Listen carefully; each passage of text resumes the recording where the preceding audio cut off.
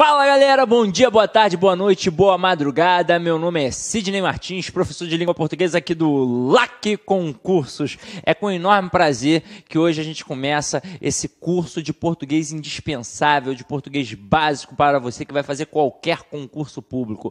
E quando eu digo português básico, eu não estou falando básico no sentido rasteiro, eu digo de básico como base. Então se você faz esse curso, você tem base para fazer qualquer concurso, seja a banca que for, pode ser CESP, pode ser FCC, pode ser Sesgran Rio, pode ser ESAF. O que vai diferenciar depois? O estilo do comando das questões de cada banca. Agora, a teoria, a fundamentação teórica, você terá aqui sem sombra de dúvidas.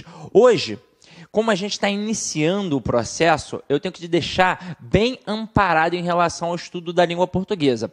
Nós, normalmente, quando estudamos na escola, inclusive nos próprios cursinhos, a gente acha que em língua portuguesa é tudo separado, sempre processos distintos. E, na verdade, não é bem assim que a banda toca. Eu tenho, na língua portuguesa, processos interligados. A gente só consegue fazer uma análise textual se antes fizer uma análise gramatical. E uma redação, por exemplo, nada mais é do que uma interpretação ao contrário. Suponhamos o seguinte, pega um texto qualquer, uma narrativa. Aí você vai ler aquele texto. O que você vai procurar? Você vai querer se contextualizar. Então você vai querer saber quando aquilo aconteceu, onde aquilo aconteceu, como foi aquilo e quem participou, não é verdade? Aí, se você for produzir, o que você deve fazer? Responder aquelas perguntas. Quando foi, como foi, onde foi e quem participou. Ah, Sidney, mas aí é bobeirinha, isso daí é da época da escola. Eu quero saber a dissertação que cobra no concurso público. Quando você está lendo qualquer tipo de dissertação, o que você procura? O porquê e o para quê, não é verdade? Então, quando você produz um texto assim, você também deve responder o porquê e o para quê, neste mesmo processo. Agora, quando a gente fala da análise gramatical, meu companheiro, tudo que eu chamo de análise é interpretação.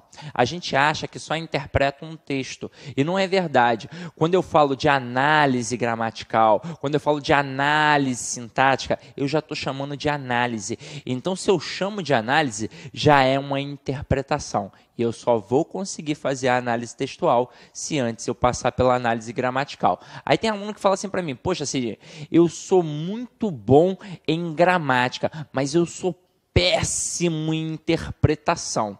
Vou te dizer, talvez só falte um pouquinho mais de leitura. Só isso, para você se ambientalizar aos textos. Agora, tem aluno que fala o contrário. Pô, eu sou muito bom de interpretação, mas eu sou péssimo em gramática. Não é não.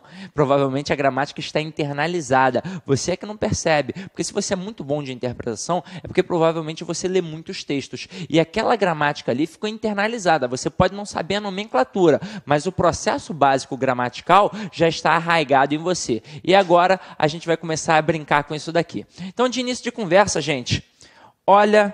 Aliás, eu não vou nem passar para o próximo slide. Eu vou te perguntar. Quando a gente fala, você está vendo aí que eu estou falando das classes gramaticais como um todo. E é a base da língua portuguesa. Se eu não souber classes gramaticais, eu não sei nada. Afinal de contas, o que mais cai em concursos públicos, além do texto, é claro, é o processo sintático. Você já sabe disso. Mas a nossa análise nunca é apenas sintática, ela é sempre morfossintática. Como assim, Sidney? Eu vejo a quem aquele camarada que eu quero classificar sintaticamente está relacionado morfologicamente, ou seja, eu vejo a qual classe gramatical aquele cara está ligado, para aí sim poder classificar sintaticamente. Só para citar como exemplo, os alunos confundem muito o objeto indireto com um complemento nominal, porque os dois têm sempre preposição. Mas se o aluno entender que o objeto indireto está ligado a um verbo e que o complemento nominal está ligado a um nome, olha como já facilitou a vida, beleza? Então, olha a pergunta que eu vou te fazer.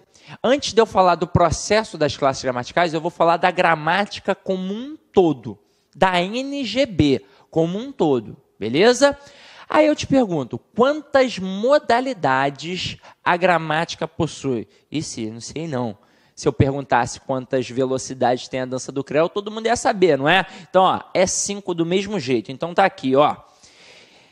Som, forma, estilo, significado e relacionamento. São essas as modalidades, Sidney? Ainda não. Esses são os campos de estudos da gramática. Então, eu tenho o campo do som, o campo da forma, o campo do estilo, do significado e do relacionamento. E agora a gente vai construir esse conhecimento juntos, beleza? Então, vamos lá.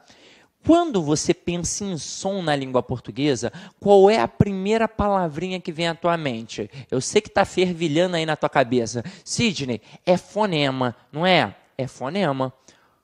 O que é o fonema? É a representação sonora, é a representação fônica de uma letra. Por exemplo, eu coloco a palavra carro.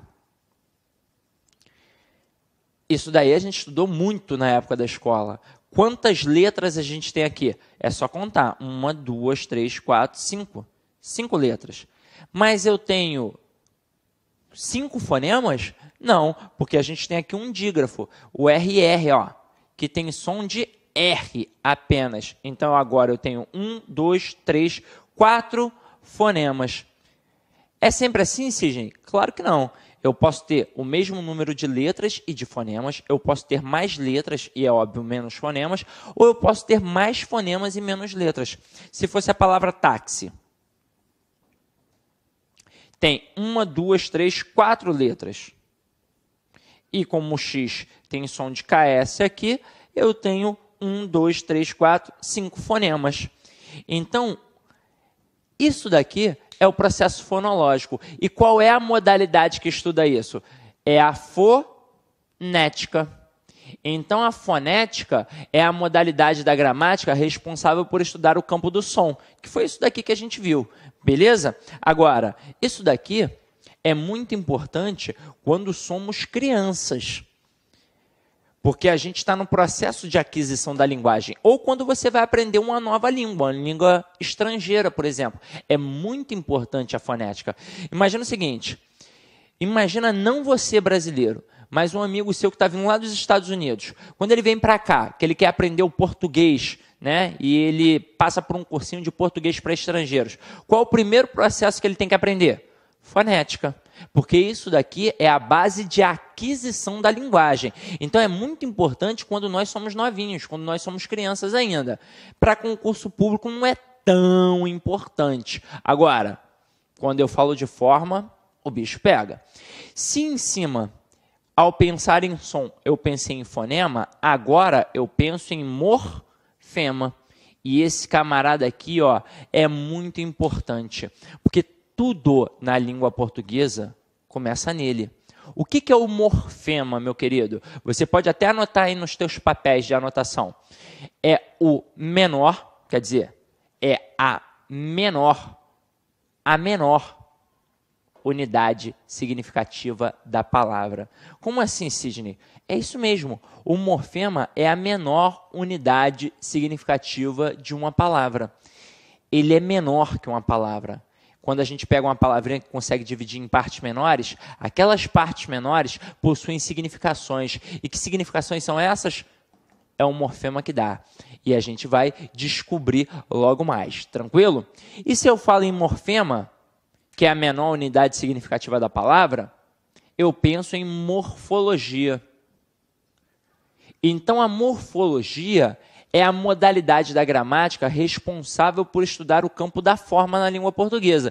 E quando eu falo de forma, eu falo do processo da estrutura e formação de palavras, e eu também falo das classes gramaticais.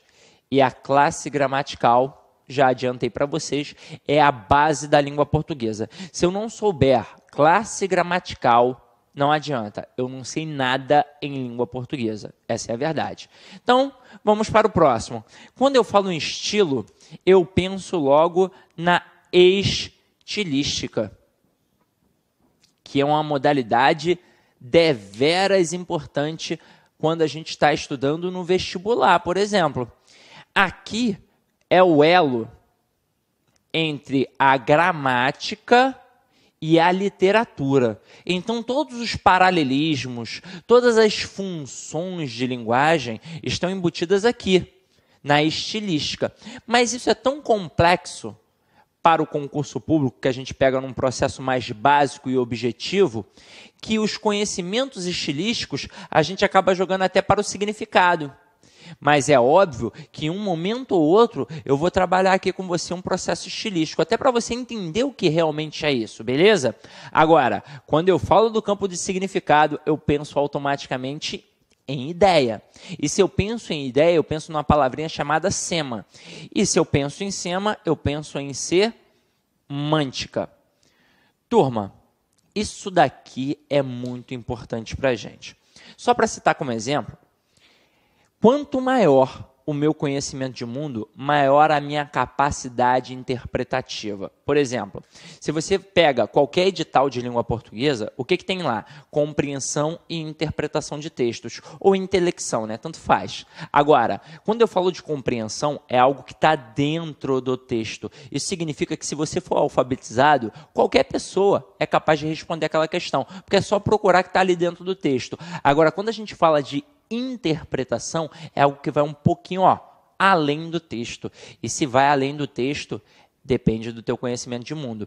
E é aí que entra todo um fator cultural. Porque quanto mais livros você tenha lido, bons filmes, boa música, viagens, isso faz uma diferença gritante. Caramba, Sidney, estou ferrado então, porque eu não tenho grana, eu não tinha como comprar muitos livros, eu não tinha como comprar filmes, eu não tinha como fazer viagens. Como é que eu vou concorrer com aquele camarada que foi para a Europa, que foi para os Estados Unidos, que conhece toda a América Latina? Esse cara sabe muito mais atualidades do que eu, então ele tem um acervo cultural muito maior. Estou ferrado? Não, meu companheiro. É óbvio que isso auxilia pra caramba. Mas quando eu falo de conhecimento de mundo, não é só isso também. É a própria experiência de vida. É o processo empírico. São suas práticas. Imagina o seguinte, eu posso pegar um engenheiro especializado em motores. Poxa, se é engenheiro especializado em motores, esse cara estudou? É óbvio que esse cara estudou pra caramba. E eu posso pegar um mecânico que não fez nem a 4ª série. E esse camarada, que é mecânico, ele também entende sobre motores, não entende? E eu posso pedir para os dois fazerem uma palestra. É óbvio que o engenheiro vai ter um português, uma linguagem mais formal, mais erudita, mas o conhecimento dele talvez seja o mesmo do mecânico. Ou pior, o mecânico pode saber mais que um engenheiro. Afinal de contas, quem um dia já fez uma faculdade de engenharia civil, sabe que quando chega lá no dia da obra, o mestre de obra sabe até mais do que o engenheiro, não é verdade? E com o tempo ele vai adquirindo aquela experiência. Então, quando eu falo de conhecimento de mundo, eu falo sim de bons livros, de bons filmes, de boa música, de viagens, mas do próprio momento de vida. Quanto mais o camarada viveu, mais experiente ele é. Por exemplo, hoje em dia, eu estou para fazer 31 anos. Estou para fazer 31. Eu sei muito mais do que quando eu tinha 20 anos de idade. E quando eu tiver 40, eu saberei muito mais do que hoje. É até por isso que a nossa aula, enquanto professores, vai se modificando. Minha aula é completamente diferente de quando eu comecei. E daqui a algum tempo, provavelmente vai ser muito melhor, porque a gente vai aprendendo com o tempo. E você também é assim. Agora, muito cuidado quando pegar o processo de interpretação, porque vai depender sim do seu conhecimento de mundo. A nossa sorte é que ainda tem o texto como base, então a gente não precisa viajar muito. Por exemplo, se eu pegar aqui um exemplo só para a gente não passar logo adiante e você entender isso, já que eu mencionei o processo de interpretação. Imagina que eu pego dois camaradas, o José e o João. Aí o José e o João, eles são conhecidos meus aqui do trabalho. E aí eu chego para você e vou comentar, caramba, aí encontrei o José e o João lá na Praia da Barra, os dois estavam sentados num quiosque, tomando uma cerveja e comendo um peixe frito. O João estava de sunguinha branca e o José estava de sunguinha amarela. Aí eu te pergunto, o que você interpreta disso? Aí tem gente mais maliciosa que vai, sempre desconfiei, são dois namoradinhos, né, Sidney? Claro que não. Em que momento do texto eu mencionei a sexualidade deles? Então você não tem o direito de fazer esse tipo de análise. Agora, eu posso compreender que são dois homens conversando. E eu posso inferir que são dois amigos. Eu não posso inferir que são 2 namorados, porque em nenhum momento o texto me disse isso. Mas eu posso inferir que são 2 amigos. Afinal de contas, se fossem inimigos, não estariam sentados num quiosque tomando uma cerveja, não é verdade? Então, entenderam o processo? Lá para o finalzinho do curso, mais ou menos, a gente vai pegar isso daqui numa batida forte, tá? Agora, para finalizar aqui as nossas modalidades, eu vou falar do campo do relacionamento. Quando eu falo no campo do relacionamento, eu automaticamente penso em função sintática. E se eu penso em função sintática, eu automaticamente penso na modalidade da sintaxe. Sintaxe mesmo, tá, turma? Com um som de 2 S's. Se um dia você já foi militar, você conhece muito bem esse nomezinho aqui, sintaxe. Como assim, Sidney? Isso não só tem na gramática? Os gramáticos escolheram esse nome muito propício. Antigamente, as reuniões dos grupamentos no regime militar eram denominadas sintaxe, para definir quem é cuidar do material bélico, quem é cuidar da arrumação, quem é cuidar da comida, quem é cuidar da limpeza. Então eram as reuniões que decidiam isso. E como é que era o nome da reunião? Sintaxe. E o que é uma reunião? É um momento para as pessoas se relacionarem. Então, nada mais justo do que chamar de sintaxe a modalidade da gramática que estuda o campo do relacionamento. Como assim, Sidney, relacionamento? Ora, eu disse a vocês que toda a nossa análise é morfossintática. Então, eu vou visualizar a quem esse camarada está se relacionando para aí sim poder classificar sintaticamente. Tranquilo? Então, estas são as modalidades. Aí eu te pergunto, das 5 modalidades, qual para você, aliás, quais são as mais importantes? A fonética, Sidney. Não, não é fonética, não. Eu mencionei isso com vocês aqui no início. As 3 mais importantes são morfologia, porque é a base da gramática. Se eu não souber morfologia, se eu não souber classe gramatical, principalmente, eu não sei nada. Eu tenho a semântica, que é de extrema importância para o processo interpretativo, e eu tenho a sintaxe. Agora, por que essas 3 modalidades são sempre importantes? Porque são 3 tipos de funções que podem sempre ser cobradas para você na prova. O camarada pode te pedir a função morfológica, a função semântica ou a função sintática de um termo. E quando ele pede função morfológica, ele só quer saber qual é a classe gramatical. Quando ele pede função semântica, ele quer saber o sentido. E quando ele pede função sintática, ele quer aí sim saber sobre os termos da oração. Se é sujeito, se é predicado, se é objeto, se é adjunto, se é predicativo, se é aposto, por aí vai. Agora, cuidado para não confundir isso, pelo amor de Deus. O camarada coloca assim, ó, Sidney comeu o bolo. Aí ele destaca a palavra Sidney e ele te pede a função morfológica. E dentre as opções, ele coloca sujeito. E muito aluno vai lá assinalar que é sujeito. Agora, para e pensa, ele não pediu a função sintática. Se ele tivesse pedido a função sintática, show de bola, é o núcleo do sujeito. Agora, função morfológica, ele só quer saber a classe gramatical. Então, na frase Sidney comeu o bolo, morfologicamente, Sidney só pode ser um substantivo. Beleza? Entenderam isso? Mas para o final da aula de hoje, eu vou te mostrar isso com toda a calma e tranquilidade. Até mesmo porque eu faço sempre os 3 tipos de análise, mesmo que eu não perceba. Então vamos dar uma olhada aí no próximo slide. Deixa eu apagar isso daqui porque ficou poluído visualmente.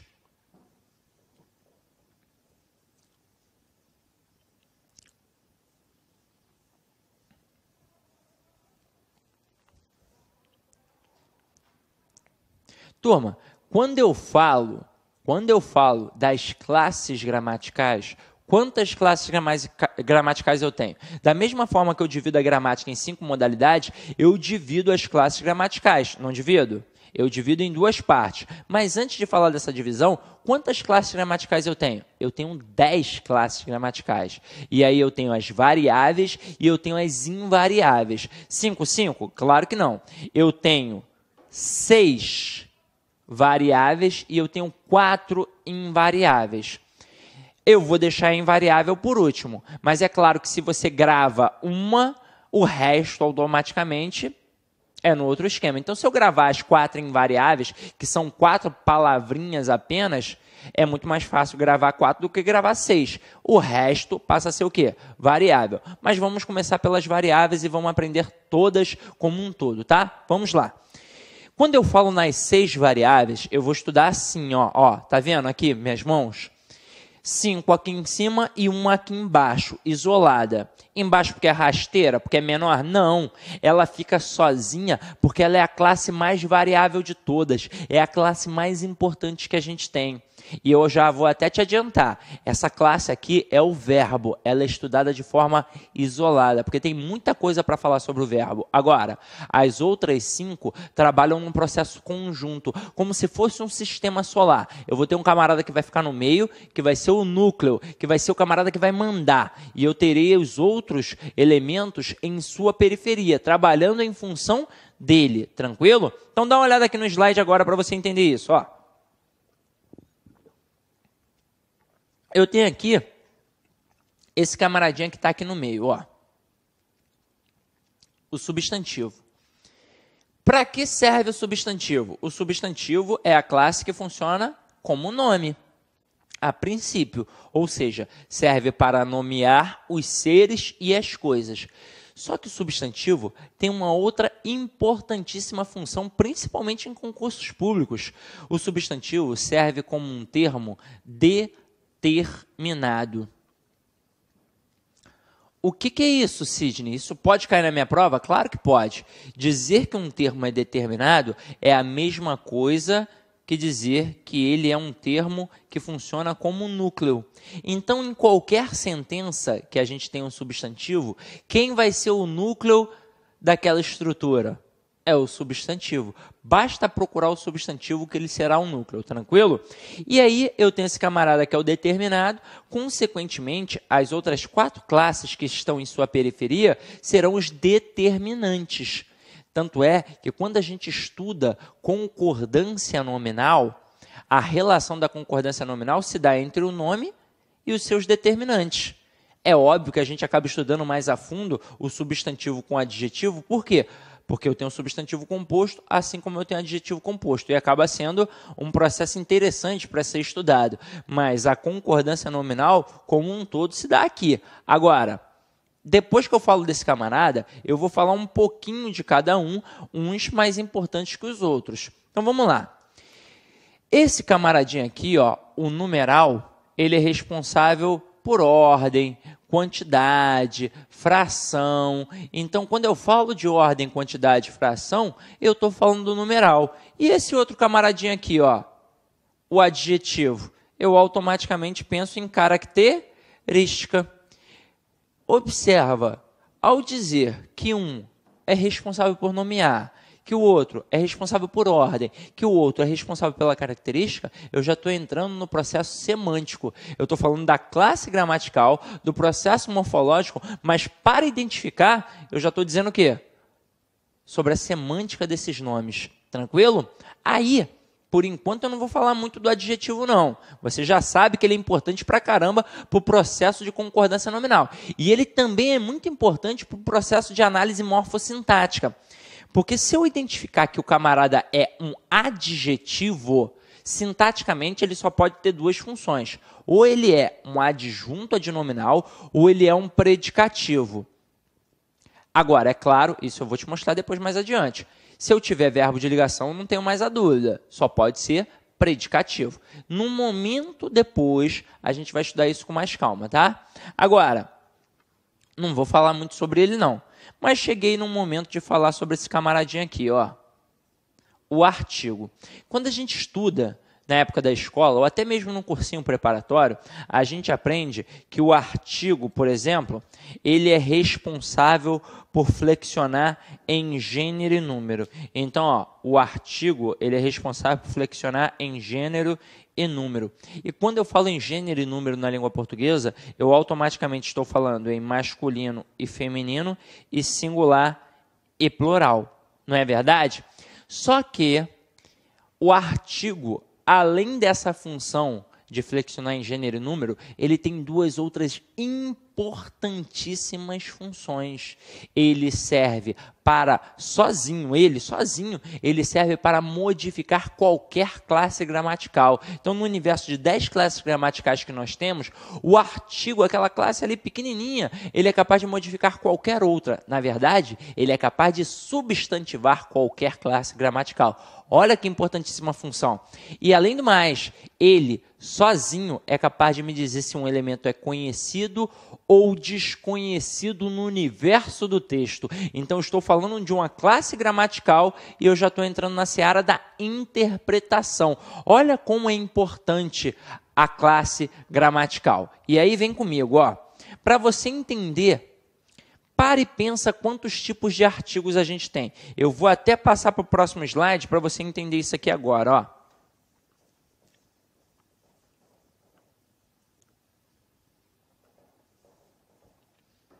Vou pontuar aqui contigo, ó. Eu tenho exemplo 1, exemplo 2 e exemplo 3. Beleza? Quando eu falo de artigo, eu tenho o artigo definido e o artigo indefinido. Então, aqui, ó, nesse exemplo, um guarda multou a Atadolfa, eu tenho o artigo indefinido 1. E quando eu digo o guarda multou a Atadolfa, eu tenho o artigo definido o. Então, aqui, ó, eu tenho um artigo indefinido.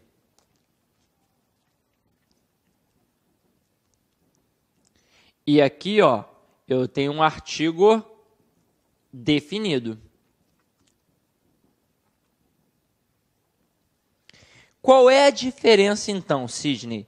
Quando eu uso um artigo indefinido, eu tenho um artigo que vai servir para falar de pessoa ou coisa desconhecida no universo do texto. E quando eu tenho um artigo definido, ele vai servir para falar de pessoa ou coisa conhecida no universo do texto. Como assim, Sidney? Vamos lá. Imagina o seguinte. Imagina que eu sou o aluno, porque eu não sei como é que você está vestido agora, então eu sou um aluno. Né? Eu vou dar uma de doido agora, eu vou ser o professor e o aluno ao mesmo tempo. Então olha para mim, eu sou um aluno. Tá vendo aqui? Estou de relógio, estou de óculos, estou com a blusa listrada. Aí eu falo assim, ó. Eu tenho um aluno que está de blusa listrada. A primeira vez que esse aluno entrou no universo do texto. Então, ele é o quê? Desconhecido. Então, por isso eu usei um artigo indefinido. Então, ó, primeira vez, ó, eu tenho um aluno que está de blusa listrada. Agora, vai entrar pela segunda vez. Se vai entrar pela segunda vez, é porque já é o quê? Conhecido. Aí eu digo assim, o aluno que está de blusa listrada também está de relógio prateado. Eu tive que olhar, né? Como é que pode? Eu estou muito louco. Então, olha só. Primeira vez, artigo indefinido. Segunda vez, como já era conhecido, artigo definido. Aí você vai falar assim para mim, pô, Sidney, mas eu sempre falo o sol, o mar, a lua, e você há de concordar comigo que são elementos conhecidos universalmente. Então, não tem por que indeterminar. Ah, sim, entendi. Mas então, se eu começar um texto com artigo definido, está errado, Sidney? Depende. Tudo na língua portuguesa depende de contexto. Vai depender da sua intenção comunicativa. Vamos lá. Vamos entender isso direitinho agora. Toda vez que eu tenho um ato de comunicação, toda vez que eu tenho um processo de comunicação, eu tenho sempre um emissor e um receptor, ou interlocutor, como você quiser. Esse emissor é o cara que fala, e o receptor, ou interlocutor, é o camarada que vai decodificar, que vai escutar, que vai interpretar aquela mensagem. Então, toda vez eu sempre tenho um emissor e receptor, até quando eu estou falando sozinho. Não tem quando eu estou andando assim pela rua, bolado com alguma coisa, com a patroa, com o trabalho, com a pelada do final de semana. Poxa, eu estou estressado e fico falando sozinho. Vocês falam sozinhos? Ou então vocês percebem outras pessoas falando sozinhas na rua, não é verdade? Então, essa pessoa que fala sozinha, ela é a emissora e também o quê? A própria receptora. Então, em todo ato de comunicação, eu sempre tenho emissor e receptor. Agora, esquece isso. Vamos criar esse ato. Eu vou ser o emissor e você que está em casa, meu querido aluno, será o receptor. Beleza? Aí eu chego para você e vou fazer uma fofoca da Tadolfa, hein? Eu chego e digo, ó, um guarda multou a Tadolfa. Ou então eu chego e digo, o guarda multou a Tadolfa. Eu te pergunto, tem diferença entre essas duas frases? Aí você vai falar, porra, Sidney, deixa de ser idiota, né, Sidney? Claro que tem. A frase 1 tem um artigo indefinido e a frase 2 tem um artigo definido. Aí eu te pergunto, qual é a diferença semântica? Sidney, se a primeira tem um artigo indefinido, então esse guarda é desconhecido, não é? Sim, beleza. E na 2, se eu tenho um artigo definido, é porque esse guarda é conhecido, não é? Beleza.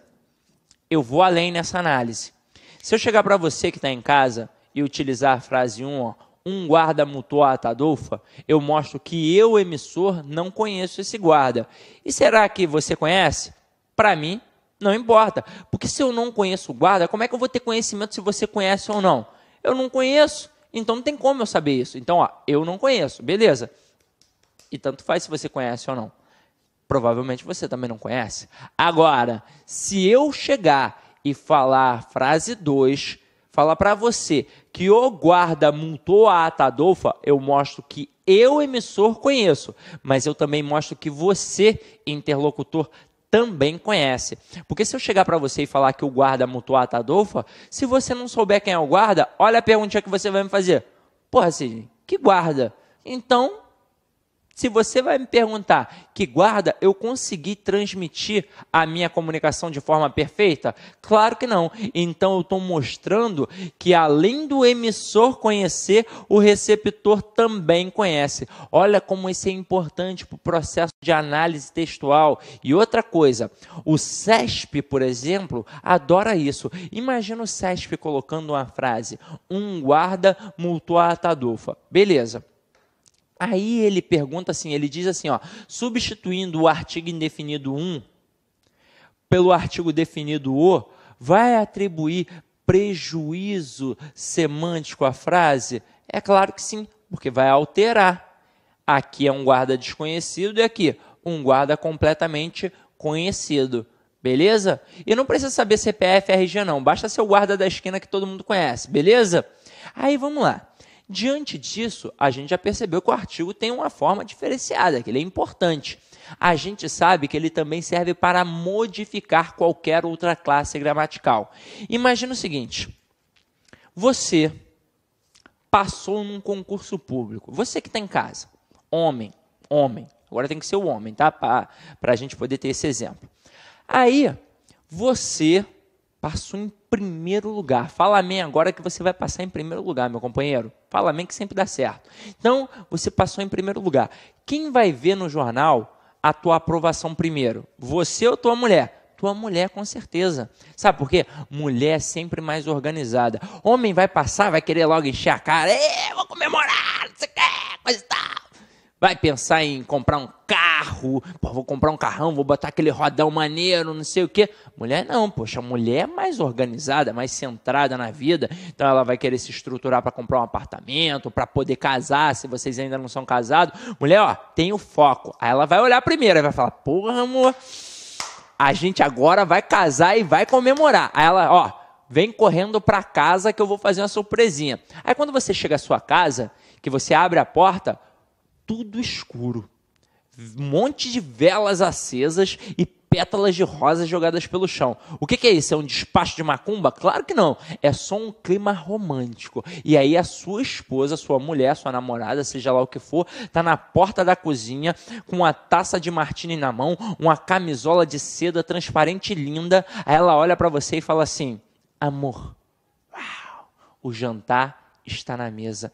Olha só isso daqui, ó. Amor, o jantar está na mesa. Aí eu te pergunto, jantar aqui é verbo? Aí você vai falar, CG, eu consigo conjugar, eu consigo falar, eu janto, tu jantas, ele janta, nós jantamos, vós jantais, ele janta. Então é verbo, né? Se eu consigo conjugar, eu aprendi assim, é verbo, né? Mas olha aqui comigo. Eu disse o jantar. O que tem antes da palavra jantar? Tem o artigo o. E o artigo, ele substantiva qualquer classe gramatical. Então aqui, ó, eu não tenho um verbo, aqui eu tenho um substantivo. Quando a gente estuda isso no processo de formação de palavras, a gente diz que tal processo é uma derivação imprópria ou conversão. Particularmente, eu prefiro chamar de conversão, mas como a gente estuda em cima da NGB, em cima do padrão culto da língua, em cima do processo tradicional, eu tenho que te mostrar que também é uma derivação imprópria. Agora, eu vou te mostrar por que eu, Sidney, prefiro conversão. Quando você está estudando o processo de derivação, você já deve ter visto isso em algum local, você sabe que a derivação consiste na criação de uma nova palavra a partir de uma palavra já existente na língua. Eu tenho derivação prefixal, sufixal, parasintética, por aí vai. Mas eu crio uma nova palavra. Agora aqui, eu estou criando uma outra palavra? Claro que não. Eu apenas converti a classe gramatical. Se eu apenas modifiquei, converti, deveria se chamar apenas conversão. Mas a NGB classificou lá como derivação imprópria. Então, é assim que a gente vai estudar, tranquilo? Num outro momento, eu mostro isso com mais calma para vocês, tá? Agora, viram como é importante o artigo? Ele serve para flexionar em gênero e número, para dizer se é masculino e feminino. Ele serve para me mostrar se o elemento é conhecido ou desconhecido no universo do texto. E ele ainda serve para modificar qualquer classe gramatical. Detalhe, quando você está estudando crase, você também tem que saber muito bem o que é um artigo. Afinal de contas, é a fusão da preposição com um artigo, não é? Então, o artigo é muito importante para a gente. E tem gente que não dá a menor atenção para ele. E ele é importante, tá? Então, vamos lá, ó. Olha agora o que ficou faltando a gente falar. Ficou faltando falarmos da classe que trabalha em prol do nome. Que classe é essa? É o pronome. Então, o pronome, ele trabalha em prol do nome. Tranquilidade? Agora, se liga só. Quando a gente está estudando pronome, a gente pensa logo em 6 tipos de pronomes. Pronome demonstrativo, pronome relativo, pronome pessoal, pronome interrogativo, blá, blá, blá. A gente pensa num montão. Mas o aluno precisa saber que antes de pensar em todos os pronomes, eu tenho que pensar na divisão primária que esse pronome possui. Eu tenho um pronome que serve para acompanhar e eu tenho um pronome que serve para substituir. Isso sempre, em todos. O pronome que serve para acompanhar, ele é o chamado pronome adjetivo. E o pronome que serve para substituir, ele é o chamado pronome substantivo. Então, anota aí, ó. Eu tenho o pronome que serve para acompanhar e eu tenho o pronome que serve para substituir. O pronome que serve para acompanhar, ele é chamado de pronome adjetivo. E o pronome que serve para substituir, ele é chamado de pronome substantivo. Beleza? Vamos entender agora o que eu estou querendo falar para você, ó.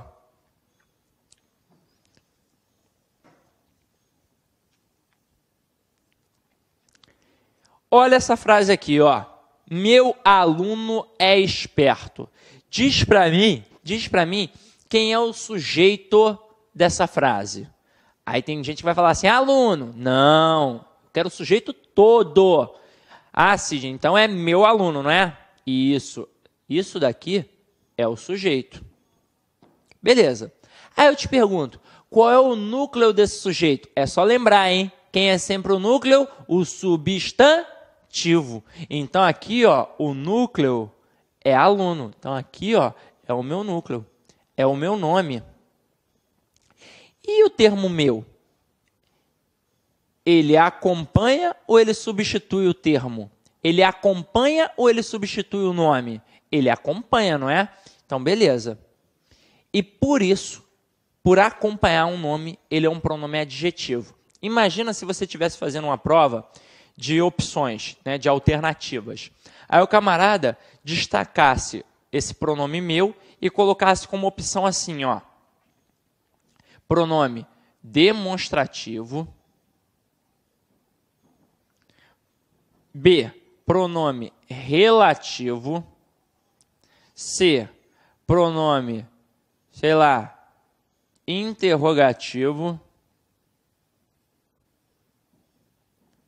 e na letra D colocasse pronome adjetivo. Tem aluno que ia olhar e ia falar assim, caramba, Sidney, essa questão tem que ser anulada, não tem resposta, a banca enlouqueceu de vez.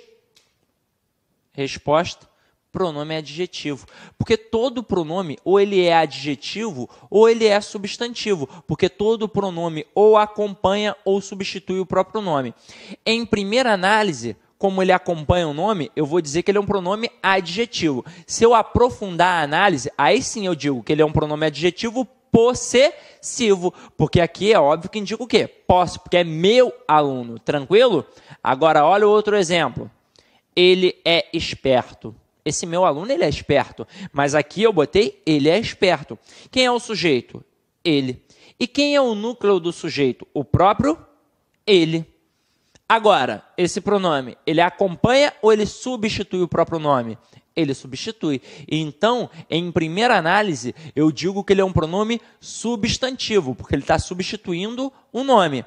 E se eu aprofundar, eu digo que ele é um pronome substantivo pessoal do caso reto. Tranquilo? Belezinha? Aí, olha o desafio que eu vou fazer aqui agora contigo. Olha o desafio, ó. Deixa eu até apagar aqui e eu vou fazer um desafio aqui contigo. Se eu escrever assim, ó, eu vi ela. Essa frase, ela está certa ou ela está errada? Para e pensa um pouquinho. Aí você vai falar, ué, Sidney, ela está errada. Agora eu te pergunto, por quê? Aí tem gente que vai falar assim, Sidney, porque o correto é eu vi ela. Eu não te perguntei qual é a forma correta, eu te perguntei por que está o quê? Errado. Aí tem um aluno que vai olhar e vai falar assim, já sei, é cacofonia. Viela é uma ruazinha pequenininha, está muito feio. Não. Sabe o que aconteceu aqui? Eu quebrei a estrutura sintática. Porque quando eu falei eu vi ela, eu tenho sujeito, verbo e objeto. Afinal de contas, quem vê, vê alguma coisa. Mas, quando eu falo de pronome pessoal, eu tenho um pronome pessoal do caso reto e eu tenho o pronome pessoal oblíquo. O pronome pessoal do caso reto sempre assume função de sujeito. E o pronome oblíquo? Sempre função de objeto. E é por isso que a frase está errada. Agora, está errado no padrão culto da língua. É óbvio que no dia a dia isso daqui é aceitável, né? Você não vai torcer o nariz se alguém falar, eu vi ela, eu vi ele. Sim, eu torço o nariz sim. Mas vamos lá, chegar em casa também é informal. Você torce o nariz para todo mundo que fala cheguei em casa, cheguei no curso, cheguei na casa, cheguei na praia. Você torce o nariz para quem fala isso? Claro que você não torce. Talvez você fale assim também no dia a dia. Todo mundo fala assim no dia a dia. Agora, no padrão culto da língua, quem chega, chega a algum lugar. E no dia a dia, você pode falar, eu vi ele. Pô, sim, pode? Ué, imagina o seguinte, imagina você jogando bola, meu companheiro. Aí, o teu parceiro lá do futebol não toca a bola para o cara que passou. Será que por um acaso você vai chegar e vai falar para ele, nobre companheiro de profissão, você não ouviu passando? Duvido. Duvido. Primeiro que você vai querer dar um esporro. Segundo que você vai falar, você não viu ele passando? Então, isso, no contexto informal, é aceitável. Se eu estou falando de contexto informal e formal, eu estou falando de adequado e inadequado. Beleza. Agora, para o padrão culto da língua, não é adequado utilizar a linguagem o quê?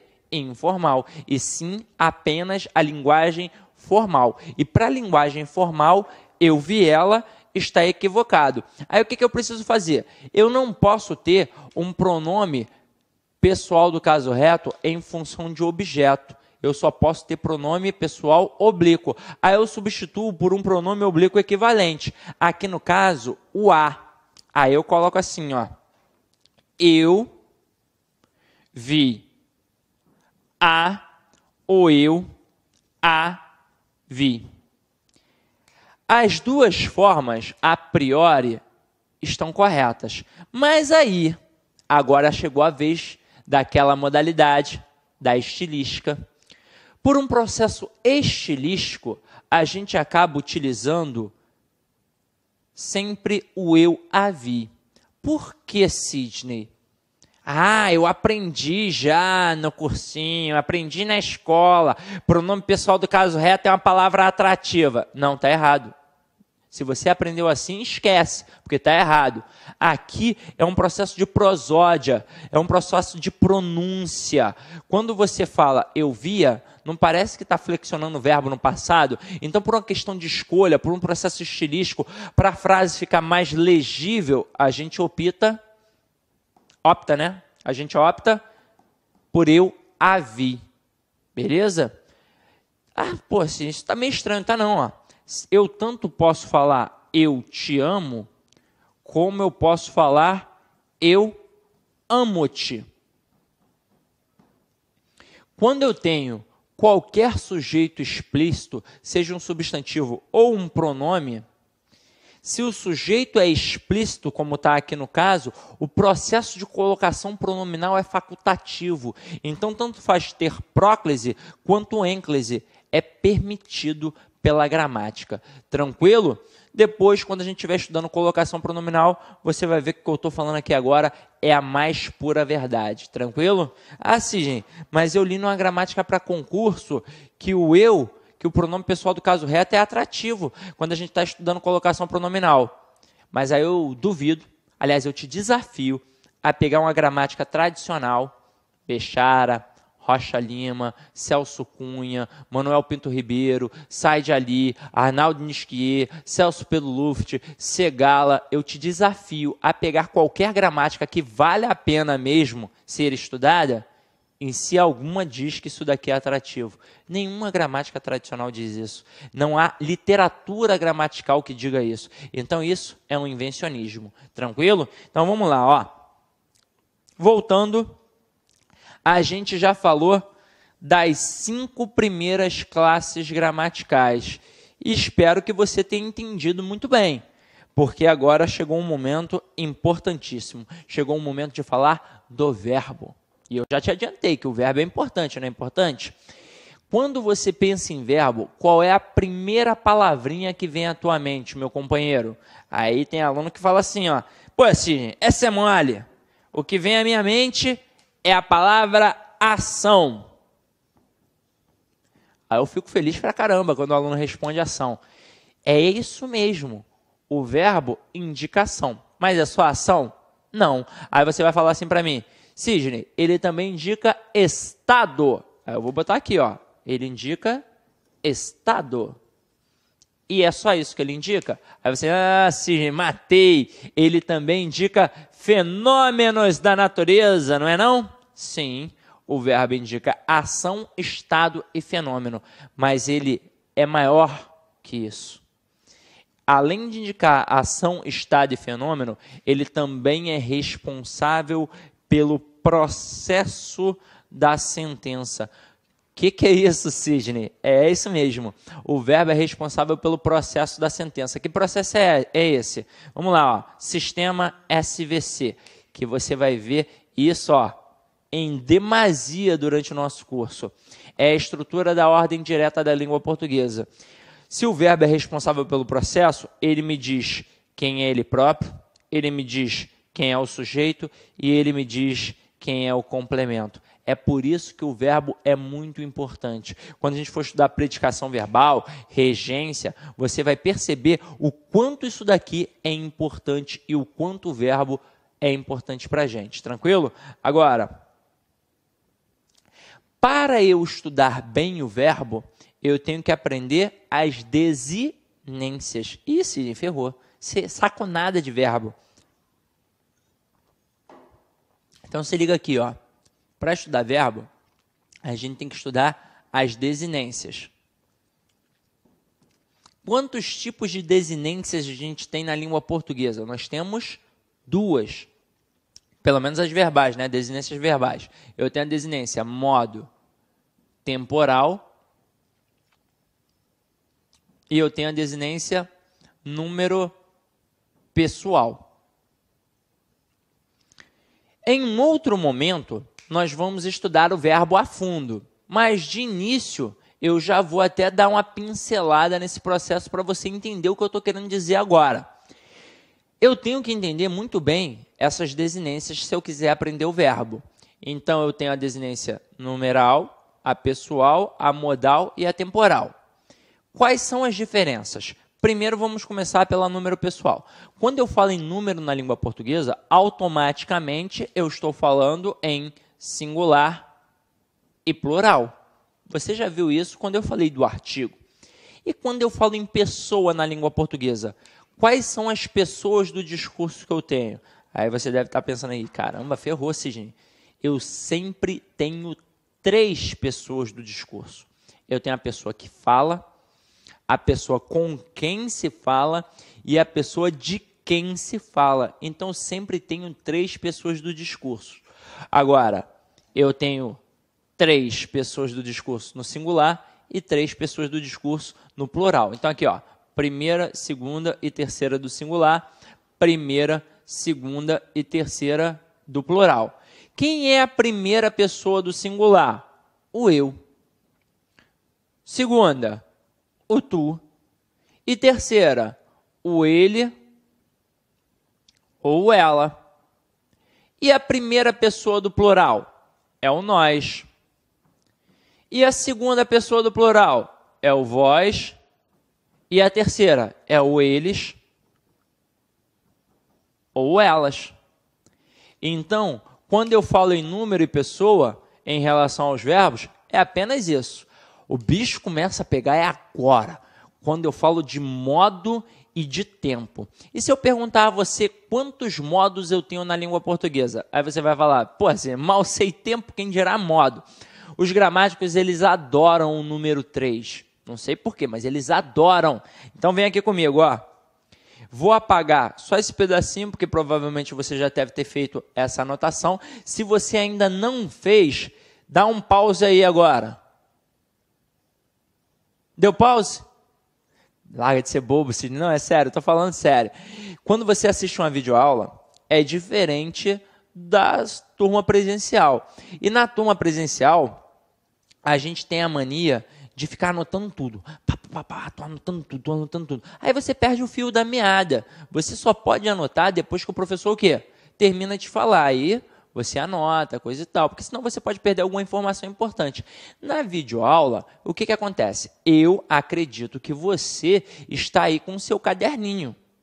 Porque se você só estiver olhando para a minha carinha, você não deve bater muito bem da bola, porque afinal de contas eu não sou nenhum Brad Pitt. Então, se você está só olhando para mim porque está me achando bonito, você está ficando maluco, porque isso não é verdade. Então, você está aqui agora para estudar, não é? Então, você tem que estar aí, ó, preparado para isso. Você tem que estar com o seu caderninho, com a sua canetinha, e você deve fazer o quê? Anotações. Então, você já fez essa anotação. Sidney, não deu tempo, porque você passou rápido aí o slide, você falou rápido, não conseguia anotar. Meu companheiro, é videoaula. Você, ó, congela a imagem, anota, e aí você vai acompanhando. Porque desse jeito, pô, você vai longe, meu companheiro. Daqui a pouco você vai virar um doutor em língua portuguesa. Pode ter certeza disso. E eu não estou brincando, não.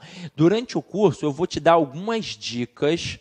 E se você seguir essas dicas, você vai ver como o seu grau linguístico vai aumentar e muito. Você vai estar, com certeza, 1 passo, 2 passos à frente dos outros concorrentes. Tranquilo? Se você seguir as dicas, é claro. Então, ó, vou apagar aqui, só para a gente poder ter um espaçozinho aqui nesse slide, ó. Quando eu falo em modo na língua portuguesa, eu tenho 3 tipos de modos. Eu tenho o modo indicativo, eu tenho o modo subjuntivo e eu tenho o modo imperativo. Vamos entender como é que eles funcionam agora.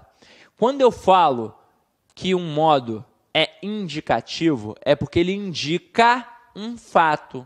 Então, ele está trabalhando com a certeza. Se é uma certeza, eu estou trabalhando com a atitude realista.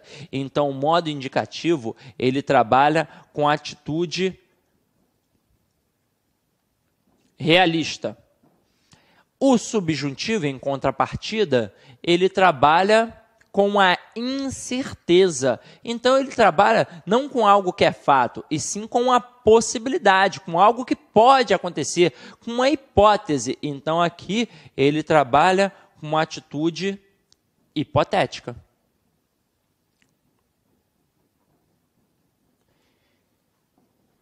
E o modo imperativo? O que o imperador faz? Eu não estou falando do Adriano não, tá? O Adriano só come, enche a barriga. Eu estou falando do imperador lá da China. O que o imperador faz? O imperador manda. Então aqui, ó, o imperativo, ó, trabalha com ordem, súplica, desejo, mas a princípio é a ordem que vai mandar. Então se alguém, algum dia, perguntar um modo daquele verbo que está aparecendo, a primeira coisa que você vai fazer é olhar se é uma ordem. Se for uma ordem, é porque é modo imperativo. Se não for, aí sim você vai tentar ver se é um fato ou se é uma possibilidade. Sendo fato, sendo uma certeza, é modo indicativo. Sendo uma possibilidade, sendo uma dúvida, sendo uma incerteza, aí é modo subjuntivo. Tranquilo? Então, anotou isso daí? Beleza. Está anotado? Então eu posso passar para o tempo. Agora eu vou falar do tempo, tá? Vou apagar aqui e vou falar do tempo. Vou apagar tudo logo, porque isso daqui você já anotou. Aí quando eu falo em tempo na língua portuguesa, ó, estou falando de tempo. Quantos tipos de tempo eu tenho? 3. Eu tenho o passado, presente e futuro, né, Sidney? Só que hoje em dia a gente tem o hábito de chamar de pretérito, presente e futuro.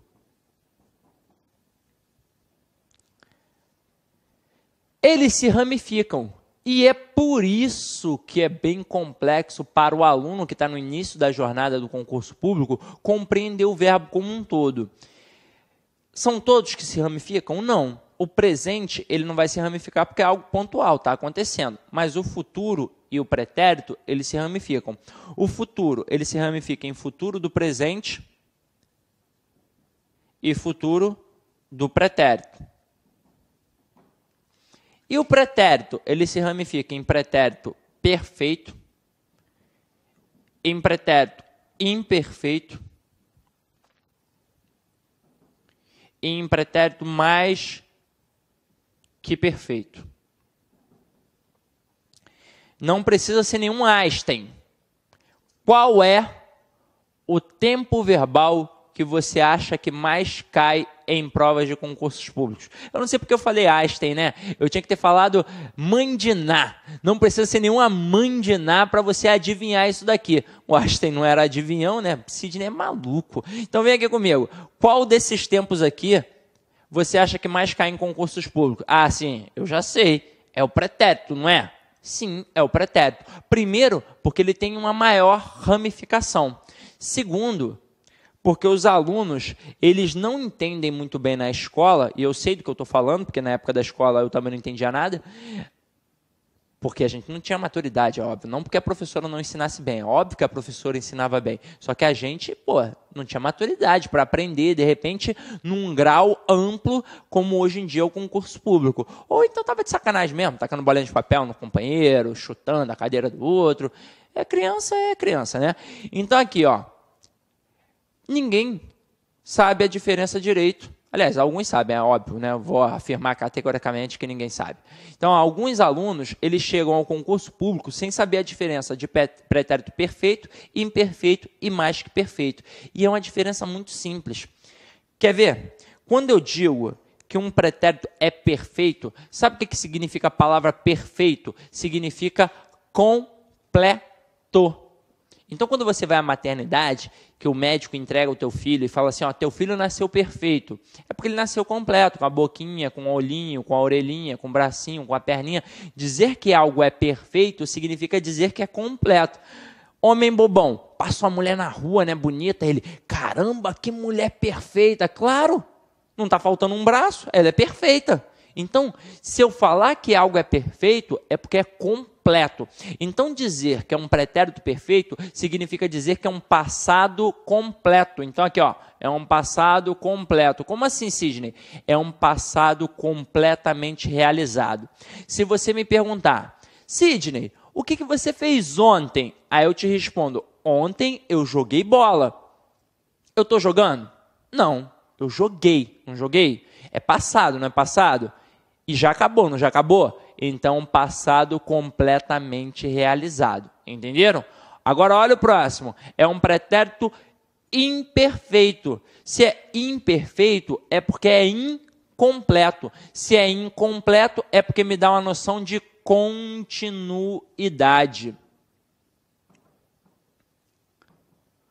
Como assim, Sidney? Me dá uma noção de continuidade. Você me pergunta, Sidney, há 10 anos, o que você fazia da sua vida? Eu já queria nada com a Hora do Brasil. Há 10 anos, eu só jogava videogame. Jogava videogame. É passado, presente ou futuro? É passado, não é passado? Agora, responde para mim. Eu só fiz uma vez? Não, eu fiz várias vezes. Tinha o quê? O hábito, tinha um processo contínuo. Então, quando eu disse jogava, a desinência modo temporal vá já me mostrou que é um pretérito imperfeito do indicativo. Então, o vá já me mostrou isso. Depois de um tempo, quando a gente for estudar verbo mesmo, para valer, que a gente vai ter essa aula só para verbo, eu vou te mostrar como é que a gente vai gravar todas essas desinências e, sem sombra de dúvidas, o verbo não será mais um mistério para você.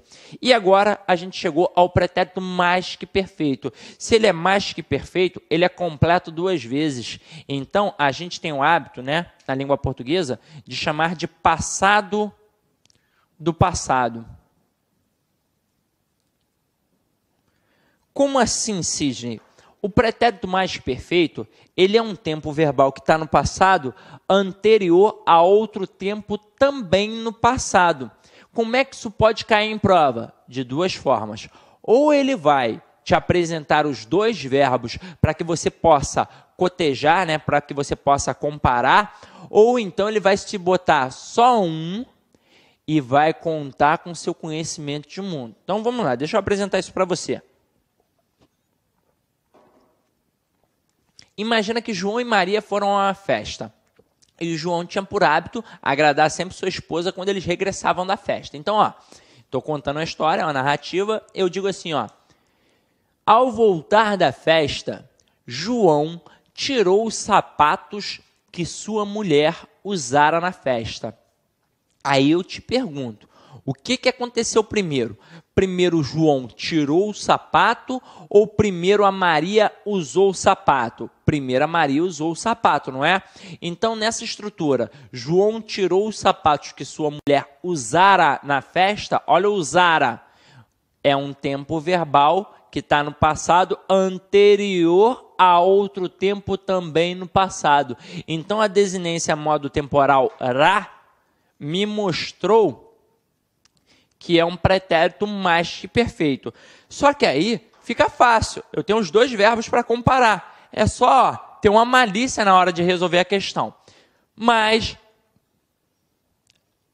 o avaliador pode te apresentar apenas um verbo. Imagina o seguinte, vou criar uma estrutura de diálogo aqui. Aí eu pergunto para você que está em casa, João. Você, João, estou falando contigo agora, meu companheiro. Se tem algum João aí agora, eu estou falando contigo. Aí eu falo assim, ó, João, em 2000, você estudava? Você fazia faculdade? Aí o João responde assim para mim, Sidney, em 2000 eu fizera a faculdade de Direito. Eu já percebi que o João fez mais de uma faculdade. Porque se o João tivesse feito apenas uma faculdade, ele ia responder assim para mim, Sidney, em 2000 eu fiz a faculdade de Direito. Aí ele ia me mostrar que fez apenas uma. Agora, quando ele disse que fizera a faculdade de Direito, ele abriu um precedente para eu entender que primeiro ele fez a de Direito e que depois ele pode ter feito outras. Ou até mesmo, né, outra ou outras. Pode ter feito de economia, de contabilidade, de administração, de letras, de matemática, de física, seja lá do que for. Mas quando ele disse que fizera a faculdade de Direito, ele me mostrou nessa estrutura verbal, nessa estrutura linguística, que ele fez mais de uma faculdade. Porque aquela dali foi a primeira. E depois vieram o quê? Outras ou outra. Então eu tenho um tempo verbal no passado anterior a outro tempo também o quê? No passado. Entenderam como é que funciona? Depois, quando for a aulinha de verbo, isso daqui ó, vai ficar molezinha para você. Então, eu falei do verbo e dei uma pincelada aqui no processo. Agora eu vou criar um desafio contigo. Vou apagar isso daqui e vou colocar um verbinho aqui agora para ver se você entendeu o processo. Olha isso daqui, ó.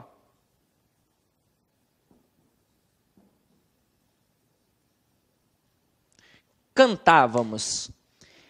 Primeira coisa que eu vou te perguntar, já adianto, não é pegadinha, tá? Não é pegadinha do malandro, não. Quantas palavras eu tenho aqui? Para e pensa. Pensa.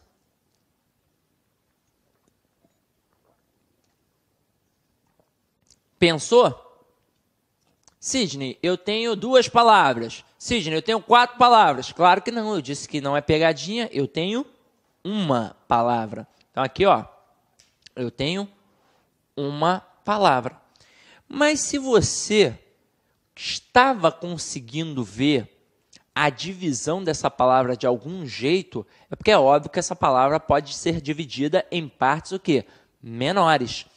Quantas partes menores eu posso dividir esta palavra? Eu posso dividir em 4 partes menores. Eu posso dividir aqui, ó, no cante. Eu posso dividir esse a. Eu posso dividir esse vá e esse mus. Gente, chegou o momento do morfema. Lembra do morfema que eu falei no início da aula, que é a menor unidade significativa da palavra? Se eu conseguir dividir esta palavra em partes menores, é porque cada pedacinho aqui possui uma significação. Se cada pedacinho aqui possui uma significação, é porque cada pedacinho aqui é um morfema. Então, ó, aqui eu tenho um morfema, aqui eu tenho um morfema, aqui eu tenho um morfema, aqui eu tenho um morfema. Então, eu tenho 4 morfemas. É óbvio que pela tradição escolar, você conhece esses morfemas aqui através de outros nomes. Esse primeiro aqui, como é que ele se chama? Aí você vai falar que é o radical. Eu posso chamar isso daqui de radical ou também de base significativa, ó, ou base significativa. Da mesma forma que as classes gramaticais são a base da gramática, a morfologia é a base da gramática, o radical é a base da palavra, é a raiz da palavra. A raiz de quê? De sustentação. A base de quê? De significação. Porque se eu pegar qualquer outro morfema, por exemplo, aqui ao invés do vá, colocar um RE, cantaremos. Ainda assim eu estou falando do verbo cantar. Mas se eu modificar o cante por AM, o que vai ficar agora? Amávamos. E aí? A estrutura ainda é atrelada ao verbo cantar? Não, porque eu modifiquei o radical, eu mudei a base da significação. Então, o radical será sempre a base da significação da palavra. Tranquilo? Depois do radical, eu tenho esse camaradinho aqui pequenininho, que você já sabe muito bem que se chama vogal temática. Para que serve a vogal temática? Tem 2 funções. Primeiro, serve de elo entre o radical e as desinências. Segundo, serve para indicar qual é o tipo de conjugação verbal. Quantos tipos de conjugações verbais nós temos na língua portuguesa? Ó, 3. Então, eu tenho primeira, segunda e terceira conjugações verbais. Quem são os verbos de primeira conjugação? São os verbos terminados em AR. Quem são os verbos de terceira conjugação? São os verbos terminados em ER. Quem são os verbos de terceira conjugação? São os verbos terminados em IR. Poxa, Sidney, mas... Olá, meus amigos, minhas amigas. Gostou da aula do professor Sidney Martins? Quer continuar assistindo essa videoaula e muito mais? Então convido você a acessar o nosso site, o lacconcurso.com.br, e se matricular no nosso curso Português Total. O curso Português Total é um curso diferenciado porque em um único curso nós conseguimos unificar várias disciplinas. Por exemplo, gramática, interpretação de textos, redação e muito mais. Ou seja, todas as aulas do professor Sidney Martins, além disso, as outras aulas de língua portuguesa dos demais professores do site lá Concursos. Sabe quanto custa? Você não vai nem acreditar. O melhor custo-benefício da internet. Apenas R$ 75,00 por um período de acesso 75 dias, R$ 1 por dia.